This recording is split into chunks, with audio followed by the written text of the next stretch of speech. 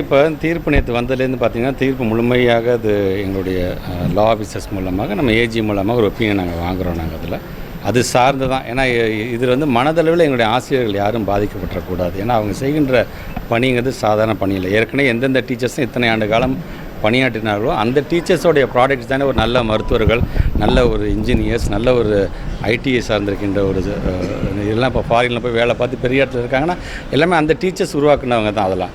So அந்த டீச்சர்ஸ்க்கு என்ன விதமான ஒரு நியாயத்தை இப்போ மாண்புமை பொருந்திய நீதிமன்றம் நேற்று ஒரு தீர்ப்பு வழங்கியிருக்கின்றது. ஸோ அது சார்ந்த அடுத்த கட்டமாக என்ன செய்யலாம் என்பதை முடிவு செய்ததுக்கு பிறகு எந்த ஒரு டீச்சரையும் விட்டுவிடாமல் அவர்களை அரவணைப்பதற்கு என்னென்ன செய்ய முடியுமோ அதை கண்டிப்பாக அதை நாங்கள் செய்யலாம். ஆர்டிஇ தான் இன்னும் அவங்க ஒன்றிய அரசுலேருந்து கிட்டத்தட்ட 600 கோடி ரூபா நமக்கு வர வேண்டிய பணமே வராமல் இருக்குதுல்ல.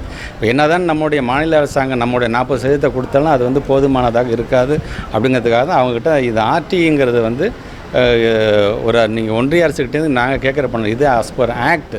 இந்த ஆக்டுக்கு எப்படி உருவாக்குச்சு அப்படின்னு பார்த்தீங்கன்னா சுப்ரீம் கோர்ட் ஜட்ஜஸ் மூலமாக அவருடைய வலியுறுத்தலின்படி நாடாளுமன்றத்தில் பாஸ் பண்ணப்பட்ட ஒரு சட்டம் அது.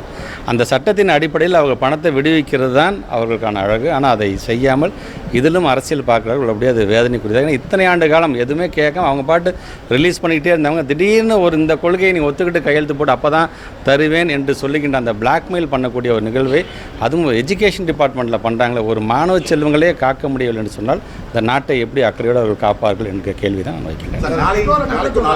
இந்த டைம் டேபிள் பொறுத்த வரைக்கும் ஒவ்வொரு ஆண்டும் பார்த்திங்கன்னா நம்ம வந்து டிஆர்பி மூலமாக ஒரு டைம் டேபிள் போட்டு அந்த டைம் டேபிள் படியாகத்தான் உங்களுக்கே தெரியும் ஒரு நோட்டிஃபிகேஷன் கொடுத்து அது சார்ந்த எக்ஸாம் நடத்துலேருந்து அதுக்கு பிறகு சர்டிஃபிகேட் வெரிஃபிகேஷன் இதுவே பார்த்திங்கன்னா 3-4 மாதங்கள் ஆகிடும். அதில் யாராச்சும் ஒரு கேள்வியில் இந்த கேள்வி எனக்கு சந்தேகம் இருக்கின்றது, இதில் வந்து தவறு இருக்கின்றது நீதிமன்றத்துக்கு போனாங்கன்னா அது சார்ந்து எவ்வளோ நேரம் நம்ம டிலே ஆகுது நீங்களே பார்க்குறீங்க. இந்த இப்போ நம்ம கொடுக்க போகிற இந்த அப்பாயின்மெண்ட்டு போன வருஷம் நவம்பர் மாதம் இறுதியில் கொடுக்கப்பட்டிருக்க வேண்டிய ஒரு அப்பாயின்மெண்ட்.